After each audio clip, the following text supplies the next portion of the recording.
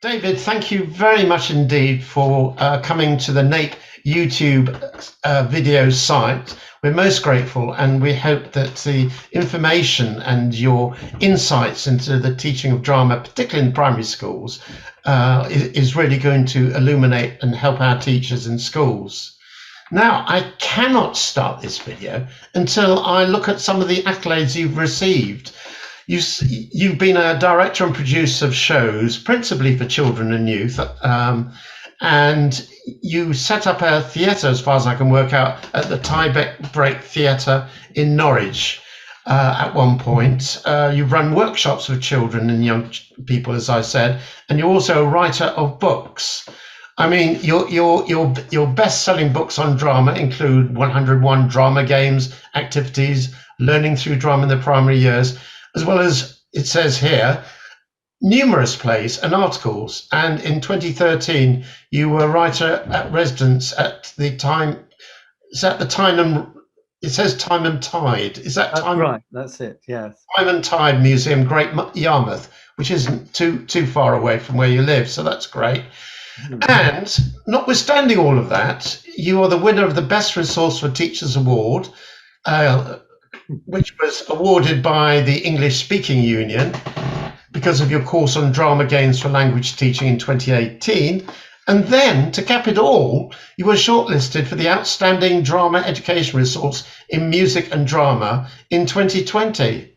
So now, David and viewers, you'll understand why I want to talk to you about your perceptions about teaching drama and what you've managed to do. So let's first start off with your website, which is called Drama Resource. What sort of activities and video stories I've discovered on YouTube do you provide for teachers? Well, the site all started as a way of sharing drama games in particular. So way back in the late 90s, I had collected lots of games and I typed them all up on probably in those days on an Amstrad computer, if anybody I remembers them. remember them well. Yeah. And I used to carry around with me sort of photocopies of them and give them out when I ran workshops for teachers and so on. And then when the internet came along, I thought, oh, great, here's a way of sharing things more widely. And those games proved to be very popular on the net, such that when I went freelance after running my theatre company, I decided that I would sort of increase the activity on the website and basically enhance what was there. So since 2005, when I started my freelance work, I've added in lesson plans, descriptions of drama techniques, as you say, actual videos of activities, and reviews of books. Yeah, and many games from my own books appear on there as well. So you know, it does aim to be very much to do what it says on the tin, which is to be a drama resource for teachers and I mean, primary. that's extraordinary because you don't seem to have stopped at all in terms of producing the amount of material, huge amounts of material for primary schools, for which we're most grateful. But what sort of motivated you to first start this path of generating all these resources in teaching drama in primary schools? Well, it was simply an enjoyment of them, and I mean, to be honest, I think that drama games are a bit like folk songs in that they get passed around, people make their own adaptations, and then they become something new and they get passed around again. So nobody knows where they started off. Mm. So I was like a magpie, really, collecting all these games. And all my favorite ones I put in a folder, which later became the website and the books as well. So it was a way of passing on my enjoyment to others. Mm. I mean, earlier you said you trained as a teacher. Were you trained as a secondary teacher? Now, as a primary teacher of English and drama, so I Okay. trained actually first of all at Wall Hall College in Watford, and Mm. then I did in those days you did an extra year to get a B.Ed Hons, Yeah. which I did Yeah. at Keswick College in Norwich, where I now live. Yeah. Yeah.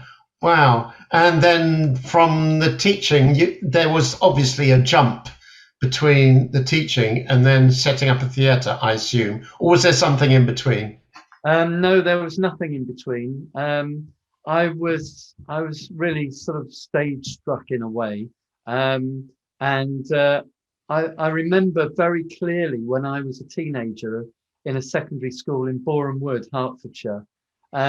A theatre and education company came to the school, and we had a big assembly hall, and around the outside of it, high up, there were windows and there was a passageway outside to another part of the school.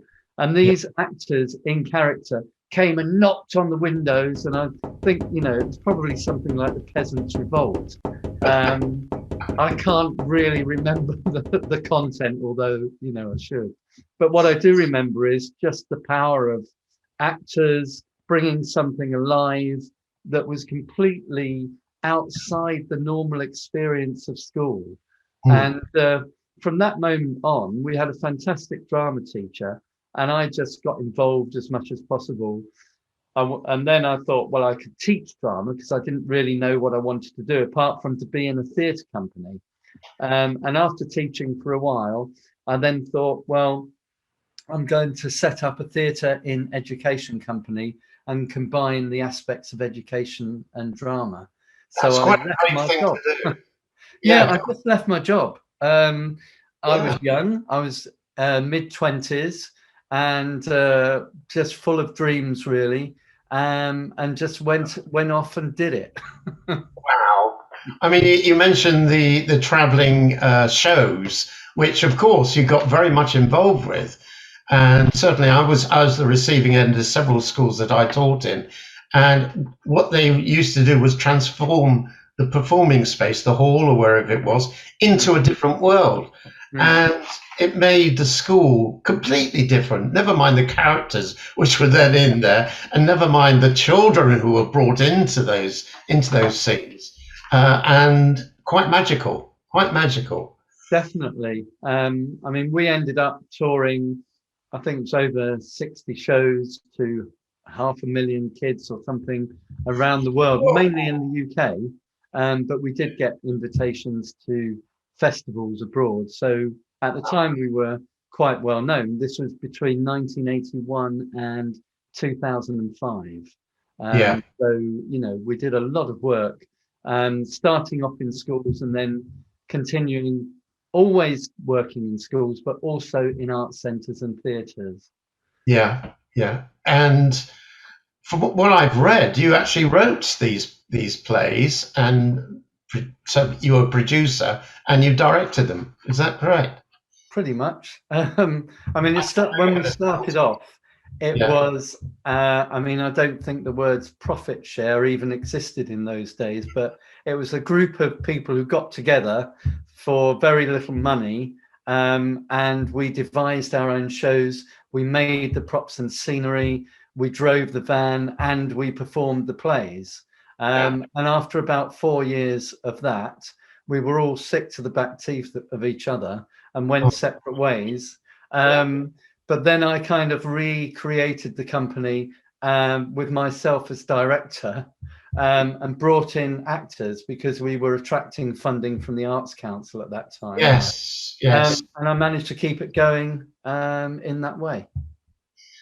yes. I mean, the Eastern Arts, because I taught in the East, that they actually gave grants so you could have book weeks, and the combination of a book week for us back up in East Anglia was a play, Oh, which, yeah. which, Yeah. which was brilliant and really worked out well.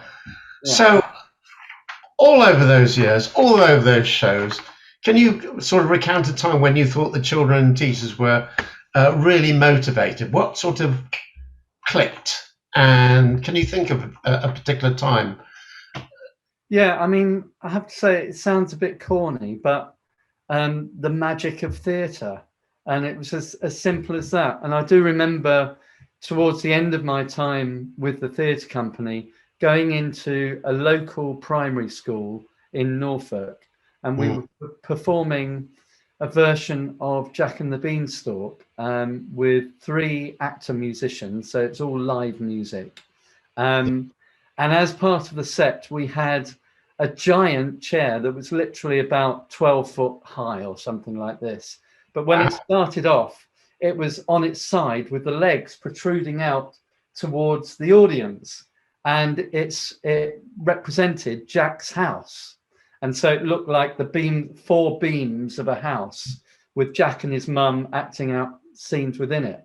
And Yeah. then when Jack went into Beanstalk Land, the actors manipulated the chair, and suddenly it became this giant's chair, and made them look really diminutive. And I just remember it wasn't just that moment, but just the sort of gasps of admiration from the kids. And I just thought, this is why I do it. I remember what theatre was for me, and just for those kids to be taken out of themselves and into another world of imagination. But also, I mean, the other thing that we did obviously was we were theatre in education. Many of our plays also dealt with issues, or if it was a story like Jack and the Beanstalk, or we did other ones based on books, then we would relate them to the curriculum, and we'd have teachers' packs that went along with that. Wow, that's extraordinary. And of course, as you say, children are transported into this magical world, and hopefully evoke creative responses in the work that follows. So that sort of lets us move on nicely in terms of the importance of drama for children. Yeah, well, I think it is that thing of it enables you to travel into an imaginative world, Mm. to understand other characters, to take on roles yourself, and it's that combination. I mean, now what I do is I do occasionally direct theatre, but now I'm all about drama and drama teaching and Yes. using drama as a method of learning. So the way that I teach drama is as a tool. So if a teacher is teaching a topic or a subject, they can use writing, they can use reading, they could use video, they could use visuals, they could use drama. And drama can be there. It can be 5 minutes of hot seating with the teacher in role, or with a couple of kids in role, or the whole class in role as Victorian chimney sweeps or whatever they might be, or evacuee children. And it just gives children a sympathetic understanding and an emotional way of learning. So Yeah. it kind of appeals to a lot of different learning modes. Yes, I think that's particularly true. The national curriculum's rolled in 1999, and it seems to have left behind the creative, the emotional links to the subjects in that response, getting that type of response. Nowadays, we talk about mental and emotional well-being. Do you think drama has links or impact in those areas for kids and teachers? Yeah, very much so. I think it gives kids a chance to express themselves, and also to express themselves through the skin of another character. So some kids might not be comfortable with saying what their own feelings are, but if they are inhabiting a character in the drama, they can express those emotions, and perhaps express emotions that they don't normally get a chance to deal with.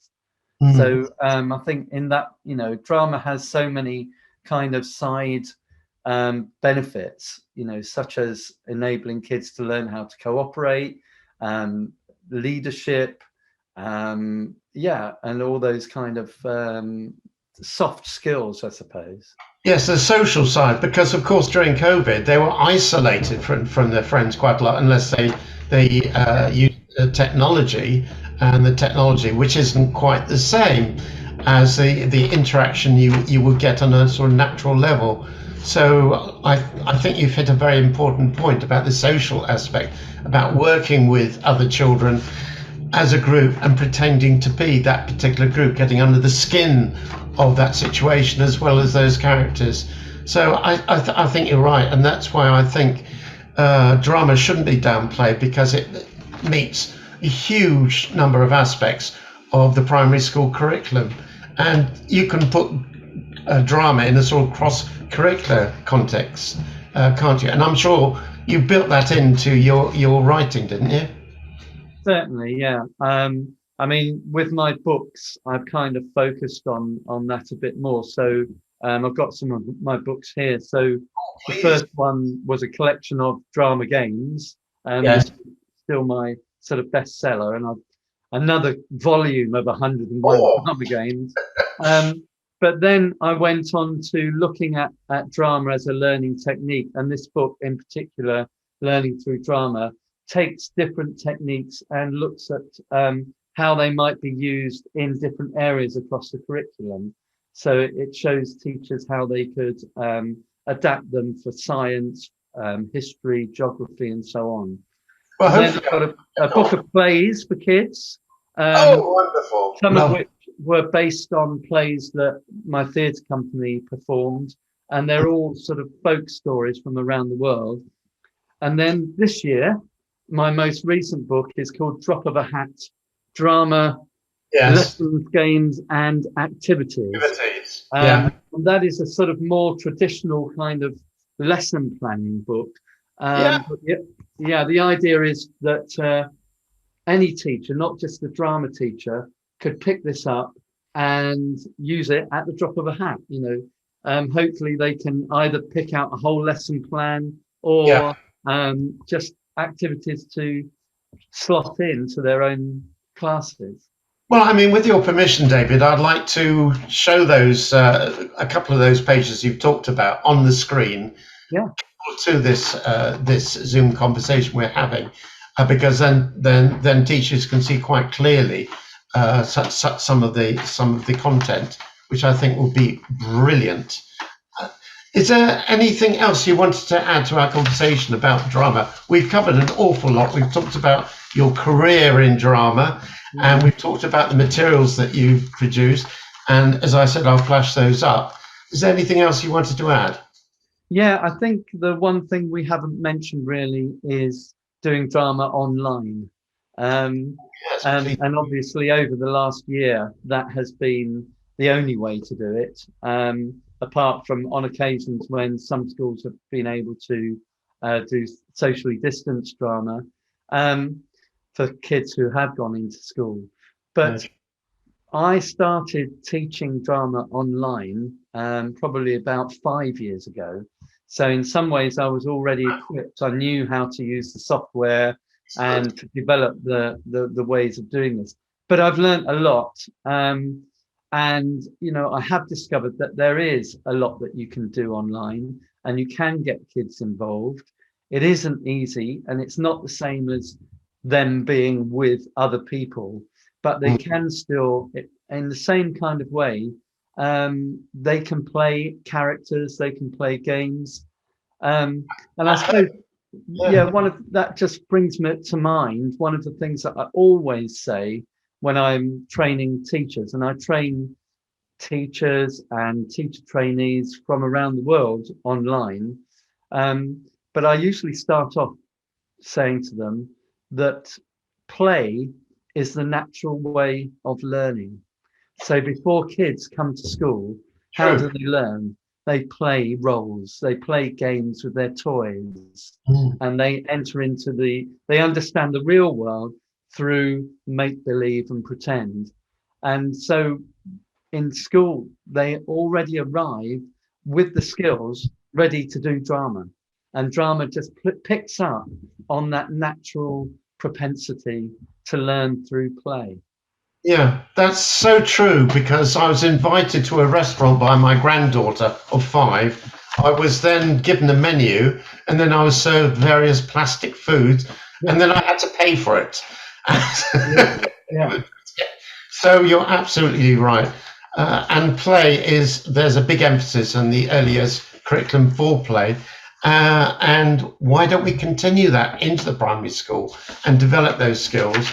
and carry on our worldwide reputation for producing some of the finest actors and indeed productions and films that people have ever seen.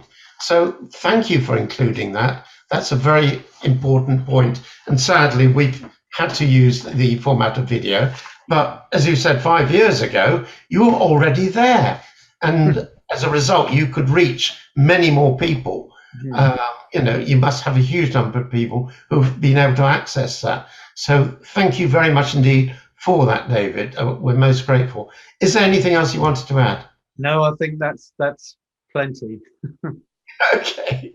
Well, thank you very much indeed. And a big thank you for Nape for being on our show, if you like, today. And good luck with all your future ambitions. By the way, have you got anything in the pipeline that you're thinking, or are you producing more books or shows? Or Well, to be honest, right now I'm taking a bit of a back seat. I have worked very hard, and I've just reached pension age, and yeah, so now I'm enjoying actually doing a little bit less, and some of my side hobbies, which include music, are getting a bit more of the spotlight. But I still take a great interest in theatre, and I produced a play called Kure Kure, which toured nationally just in 2019, a one-woman show based on the life experience of a Zimbabwean woman living in Norfolk, with music and dance and theatre. So yeah, a bit of a fallow period, but I don't mind those because things usually arise organically out of that. Yeah. Hence your latest play. That must have come from somewhere. Yeah. Well, anyway, thank you very much indeed, and I look forward to going through this video with you. Bye for now. All right, bye then, Mike.